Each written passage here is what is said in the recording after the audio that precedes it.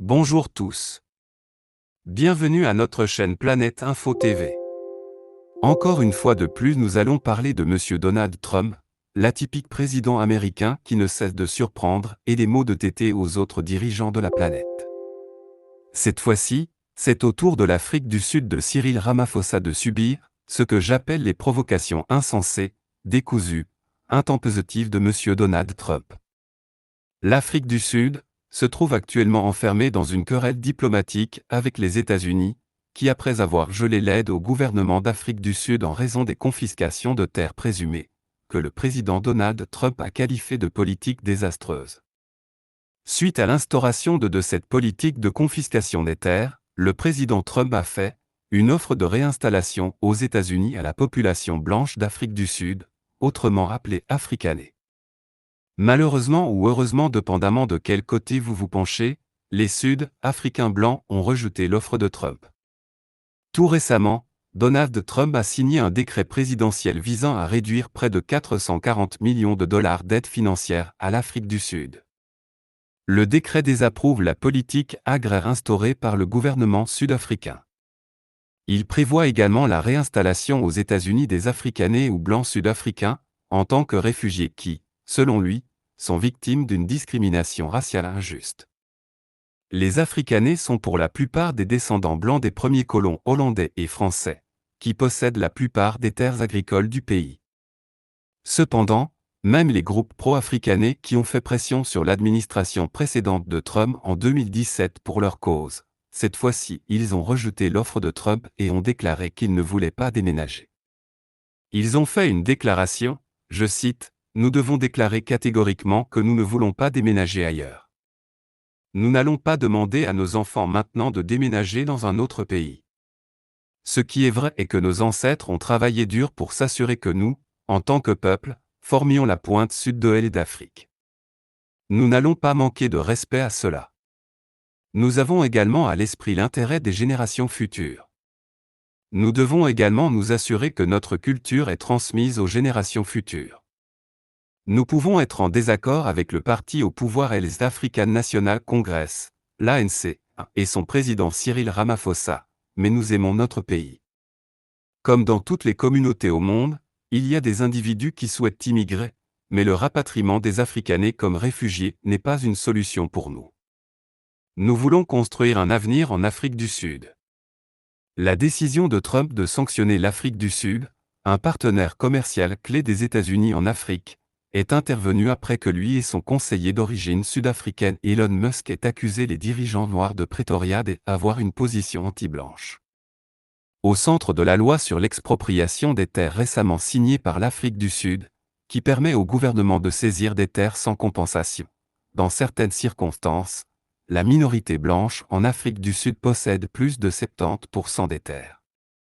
Bien que le gouvernement affirme que les terres ne seront pas expropriées de force, l'administration Trump l'a accusé de commettre des violations des droits de l'homme. Néanmoins, les représentants de la communauté blanche, qui est censée être un groupe opprimé par le régime noir sud-africain, dit bien vivre dans leur pays. Cette demande de Trump et de Elon Musk a surpris la plupart des Sud-Africains. Beaucoup de gens dans la communauté blanche disent qu'ils ne sont confrontés à aucun problème, qui les pousserait à quitter leur pays. Pourquoi quitter notre pays, si nous n'avons pas de problème ici? Il n'y a pas eu de très mauvaise expropriation des terres, les gens s'en sortent comme d'habitude. Et qu'on arrive aux États-Unis, qu'allons-nous faire là-bas comme travail? Le gouvernement de Trump va-t-il payer pour les équipements, les semences, la terre et le sol, et ainsi de suite? Vous allez tout recommencer à zéro. Pendant ce temps, le gouvernement sud-africain dirigé par le président Ramaphosa a qualifié d'ironique le fait que le décret de Trump prévoit un statut de réfugié aux États-Unis, pour un groupe du pays qui reste parmi les plus privilégiés économiquement. Il a accusé le président américain, Donald Trump, d'amplifier la désinformation concernant la politique des saisies de terres. Les États-Unis boycottent également la réunion des ministres des Affaires étrangères du G20 à Johannesburg ce mois-ci. Le secrétaire d'État Marco Rubio a qualifié les agendas du G20 de l'Afrique du Sud d'anti-américains. Ramaphosa a répondu aux réductions de l'aide américaine et au refus du G20 en mettant en garde les États-Unis, contre l'intimidation de l'Afrique du Sud, il a également déclaré qu'il enverrait des émissaires dans les capitales de diverses nations à travers le monde pour promouvoir l'agenda du G20 de Pretoria, alors que la dispute s'intensifie. Est-ce que la réponse des Sud-Africains blancs réussira-t-elle à calmer Trump, ou ces politiques antiprioristes vont se poursuivre sans relâche?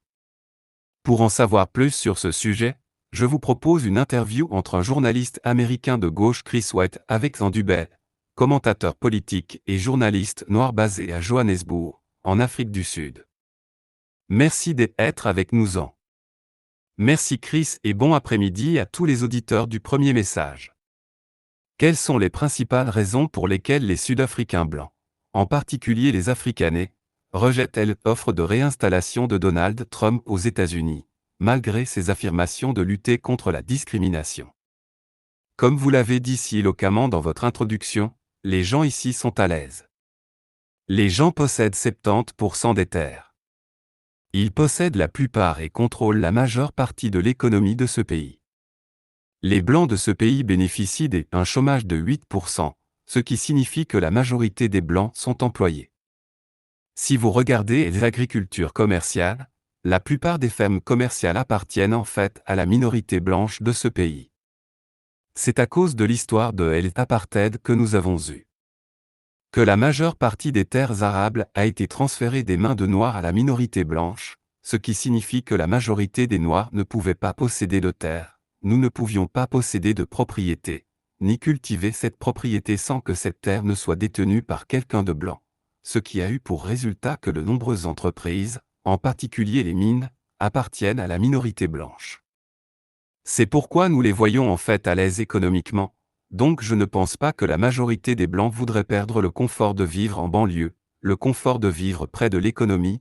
Si vous regardez où les Noirs vivent actuellement, nous ne bénéficions pas du même logement que nos charrettes. Nous vivons en fait en marge de ce qu'on appelait historiquement les townships, qui existent encore aujourd'hui.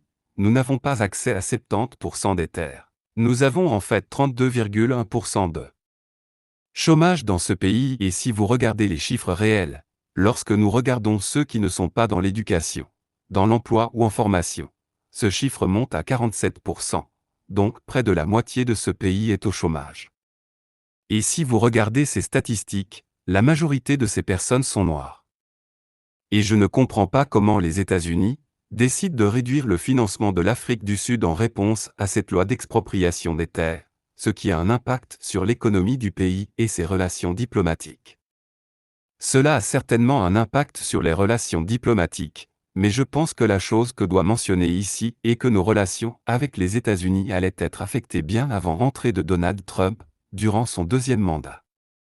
Si vous vous souvenez, nous avons traduit Israël, qui est l'allié des États-Unis, devant la Cour internationale de justice pour génocide et, dans l'état actuel des choses, la Cour internationale de justice a déclaré légalement que ce qui se passe à Gaza est en fait un génocide, ce qui signifie qu'Israël est en fait responsable d'un génocide et que ses alliés, ceux qui sont alliés à Israël, sont donc complices d'un génocide.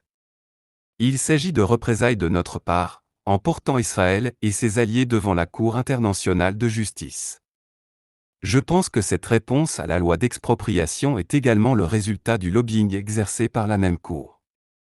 Le groupe de défense des droits des minorités, comme l'Afroforum, ou même des années avant que Donald Trump n'entame un second mandat présidentiel, dès 2017 et 2018, nous avons vu des groupes de pression se rendre aux États-Unis pour diffuser de la désinformation sur les lois que nous avons dans ce pays et également exagérer certains problèmes tels que les meurtres dans les fermes sans réellement prêter une attention particulière au fait que statistiquement, seulement 1% de ces meurtres se produisent dans des fermes.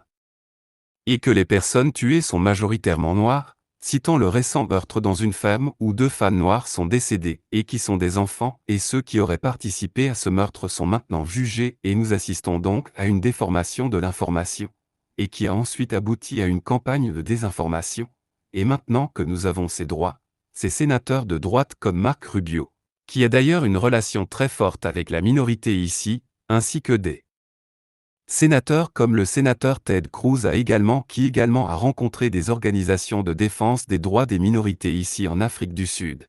Et comme il l'a dit, une partie de la rhétorique qui a été répandue, c'est la désinformation et la mésinformation.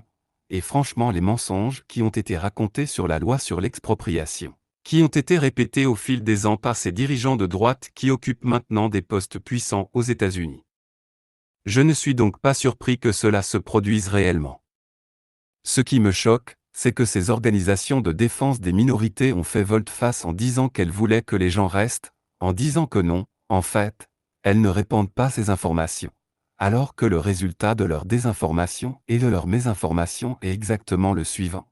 La réduction des fonds pour PEPA par l'administration Trump ne va certainement avoir de résultats dévastateurs pour nous, tout ira bien ici et nous serons couverts, car comme vous le savez, PEPA ne représente que 177% du budget de la Chambre, ce qui signifie que vous savez que d'autres pays en souffriront, mais les salaires et tout cela sera payé. Mais des pays comme l'Ouganda qui dépendent très fortement de l'aide américaine lorsqu'il s'agit de les fabricants d'ARV, et d'antirétroviraux, et de contraception, ce sont eux qui souffriront le plus, n'est-ce pas? Merci beaucoup, c'est toujours génial de vous avoir dans l'émission. Merci pour vos précieuses idées et analyses sur les dernières nouvelles. Merci. C'est tout pour aujourd'hui. Laissez-nous vos commentaires en bas, ne manquez pas de vous abonner et de partager la vidéo. Merci et à la prochaine.